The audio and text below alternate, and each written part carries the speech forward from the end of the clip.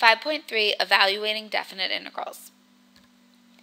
In this section, we're going to learn the evaluation theorem, and that's going to allow us to evaluate a definite integral without having to use a Riemann sum and to get an exact answer. And I will more formally tell you what I mean by a definite integral later, but a definite integral basically means that I'm going between 2 points. Before we were doing indefinite integrals in the other section when we were just talking about antiderivatives, trying to go backwards, and we had to do, remember, the plus c thing? Well, that was because we didn't really know where we were. Well, now we are definitely doing it between 2 points A and B.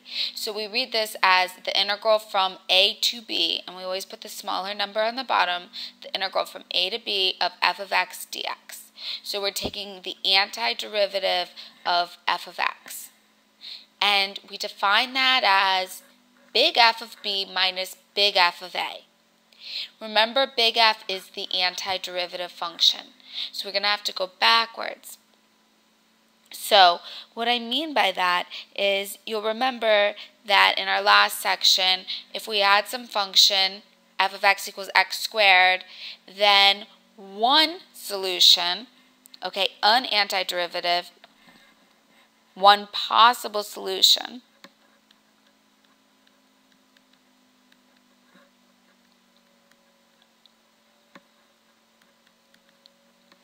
was 1/3 x cubed. Remember, you added 1 and then divided by whatever you added so that when you take the derivative of this, you get that. Okay, we're going backwards. And remember that in our last section, we said the general solution is 1/3 x cubed plus c. So we're just saying one possible solution is 1/3 x cubed. But when we're doing the definite integral, what we do here is we say, all right, that's going to be f of 1 minus f of 0. And so we just put it in here. We get 1/3 x cubed minus 1/3 x cubed. And we stick in a 1, we stick in a 0. You don't have to worry about the plus c because the plus c minus the c is going to be 0. So our answer is just a number. And this is equivalent to if I used a Riemann sum, but this is much easier. So in this example here, we again need to take the antiderivative of the function e to the x. And the antiderivative of the function e to the x is just e to the x. So I'll walk you through how I write it. The antiderivative of e to the x is just e to the x. And we want to evaluate this between 1 and 3. So that's how I write it. Or you can write e to the x evaluated between 1 and 3.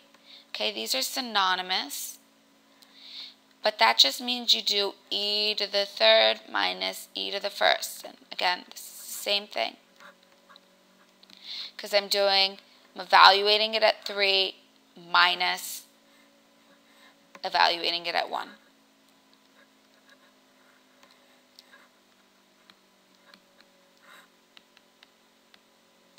And that's it.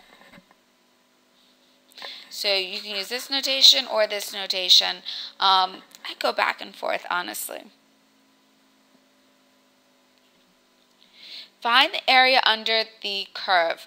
The area under the curve just means the antiderivative. From 0 to b, where 0 is less than or equal to b, which is less than or equal to pi over 2. So the reason that we need to know this is because we know that we're dealing with a function that is just above the axis. So we want to go from 0 to b of the cosine function. And we want to do dx because our variable is x in this case. So what is the antiderivative of cosine? So we take away the squiggly and the dx when we take the antiderivative. So what is the antiderivative of cosine? It's sine. And we're evaluating it between 0 and b.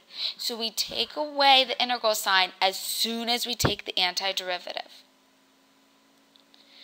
So then we evaluate, and we just go back to this evaluation theorem, f of b minus f of a. So we stick in, this is a b and this is a a, sine b minus sine 0. And the sine of 0 is just, what is the y-coordinate at this point? It's just 0. Sine of 0 is 0. So our answer is just sine of b. Done. Indefinite integrals. So a definite integral was between some a and b. An indefinite integral is just saying, let's take the antiderivative, but we don't know where we're going between. So that's where our general case is going to get the plus c. Let's just read through it all. Because of the relation between antiderivatives and integrals, the notation, the antiderivative of f of x dx, is traditionally used for an antiderivative of f and is called an indefinite integral because I don't have any bounds on my integral. So that is just saying, what is the function whose derivative is little f of x? Remember, if big F is an antiderivative of little f on an interval I, then the most general antiderivative of little f on this interval is the antiderivative f of x plus c, where c is an arbitrary constant. So an indefinite integral can be represented by a particular antiderivative of f or an entire family of antiderivatives, meaning the answer is a function or family of functions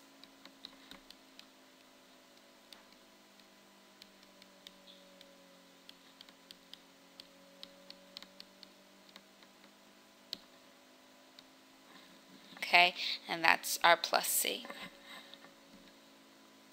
So here is a table of the antiderivatives. It's just going backwards. Honestly, I do not memorize these at all because I just memorize the derivatives and then I go backwards. The only things you have to be careful of when you're doing the antiderivative of 1 over x, it's ln absolute value of x. You can't forget that absolute value. And you probably want to memorize this one. But other than that, you can really just go backwards in your head. Find the general indefinite integral. Alright, so we just need to go backwards here. I'm just going to rewrite it.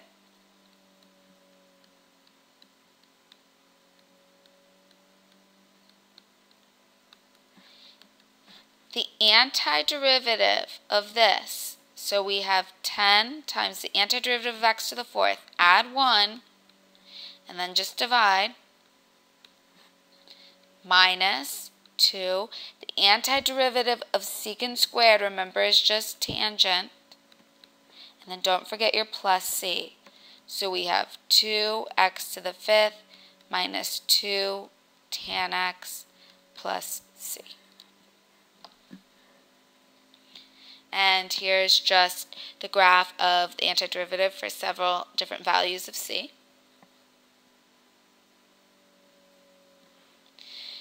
How do we do this one? How do we undo a division problem? Remember, the key to these problems is simplify first if you can.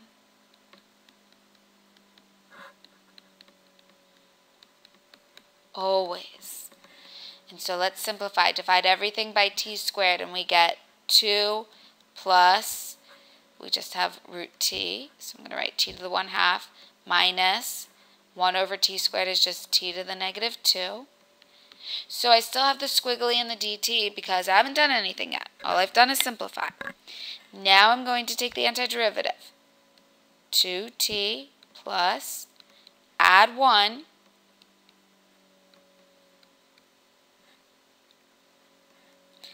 add 1, and you're dividing by -1, so I'm just going to turn that into a plus sign.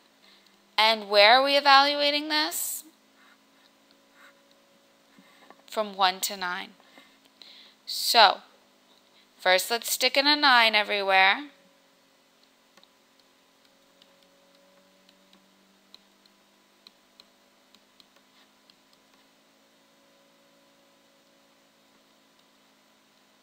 Minus, and now let's just stick in a 1 everywhere. F of B minus F of A.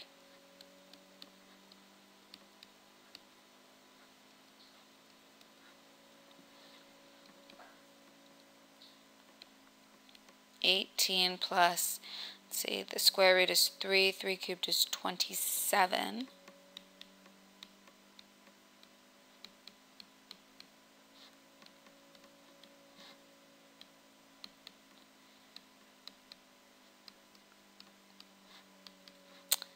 And you should get 32 and 4/9.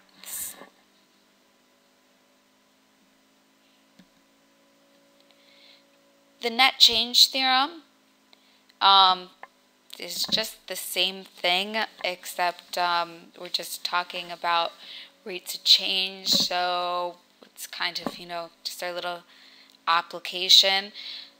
So another interpretation of big F prime represents the rate of change of big F of x with respect to x, and F of B minus F of A is the net change in y when x changes from A to B. So, of course, here's our little application. If V of t is the volume of water in a reservoir at time t, then its derivative, V prime of t, is a rate at which the water flows into the reservoir at time t. What's in black here is very important. You have to be able to interpret something like, they might ask you, what is an interpretation of this? And you should be able to say, well, that is the change in the amount of water in the reservoir between time 1 and time 2. Because it's V of t, you should be able to identify that as V of T2 minus V of T1.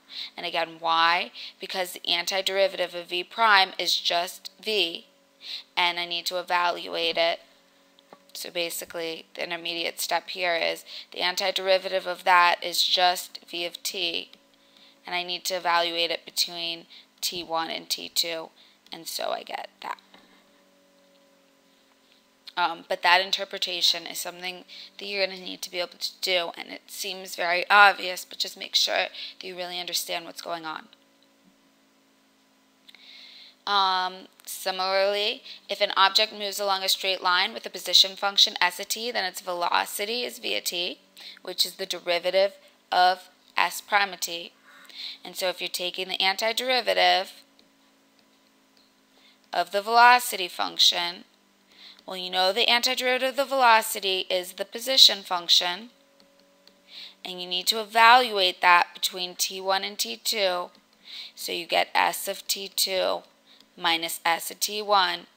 In other words, the displacement of the particle from time 1 to time 2. Recall that the distance traveled is not the same as displacement.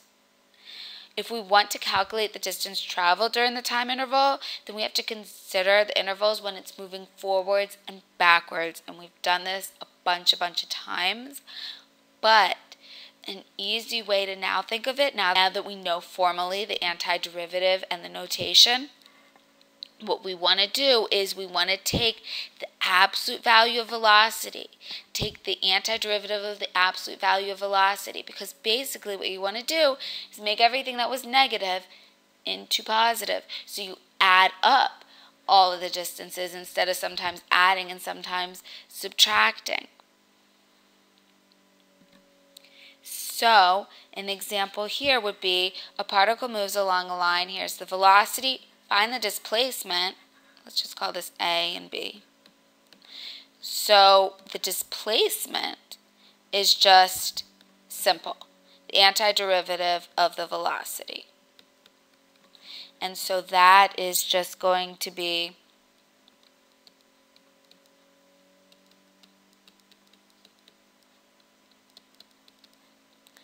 antiderivative of t squared is 1/3 t cubed minus 1/2 t squared minus 6t. Evaluate that between 1 and 4. And so we'll stick in a 4 everywhere.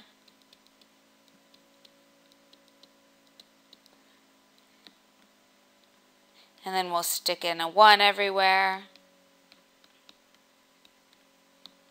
So you should get -9/2 meters. What does that mean? That means that the particle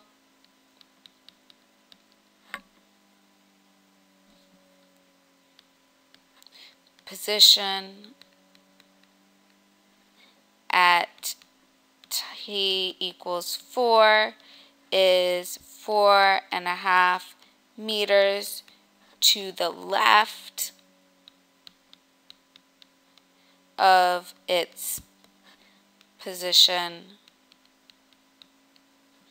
at time equals 1. If I want to do the distance traveled, you can do it your good old-fashioned way, or you can just do it this way. The only way to evaluate this is to go your good old-fashioned way, to see when it's moving forward and when it's moving backwards, and add up two separate antiderivatives, which I'm going to show you in a minute. But a shortcut, if this is on the calculator section, is to use fn int. Fn int is like nderiv, and you'll also find that under your math menu, and 9 is fn int. It's right after nderiv. And the notation you're going to do here is just the function. So the function you're going to put in y1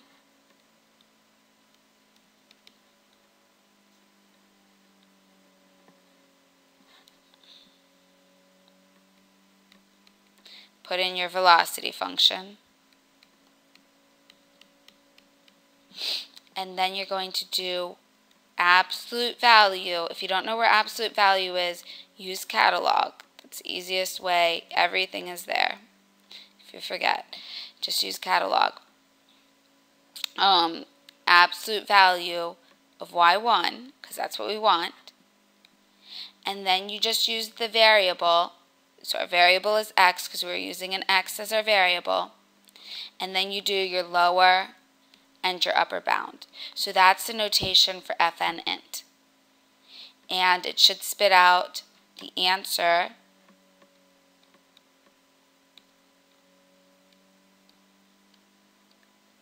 and so that's your distance traveled.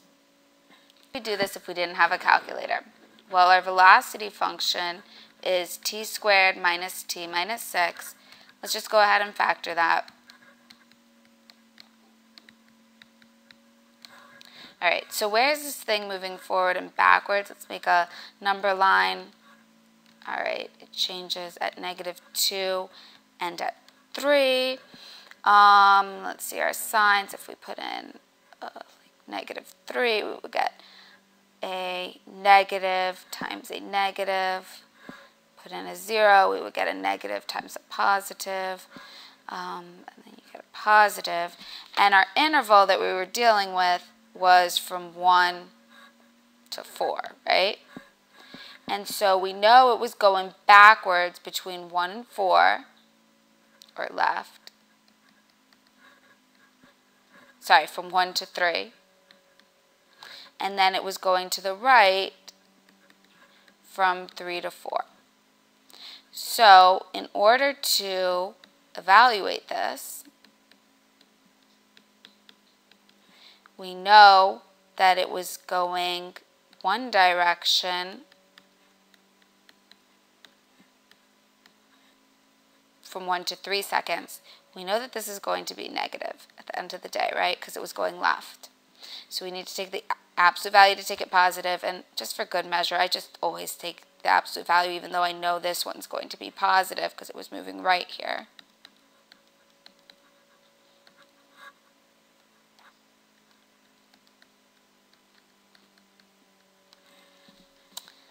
Okay, so what do I get if I am doing this all by hand?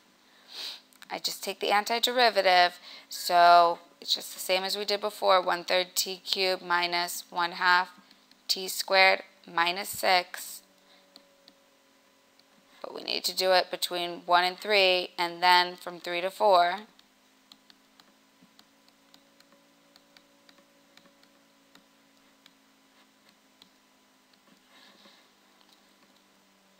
And go ahead and do that, and you should get the same answer. Make sure you do. Make sure you know how to do it both ways.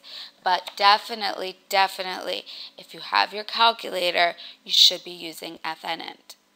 And that's the end of this lesson.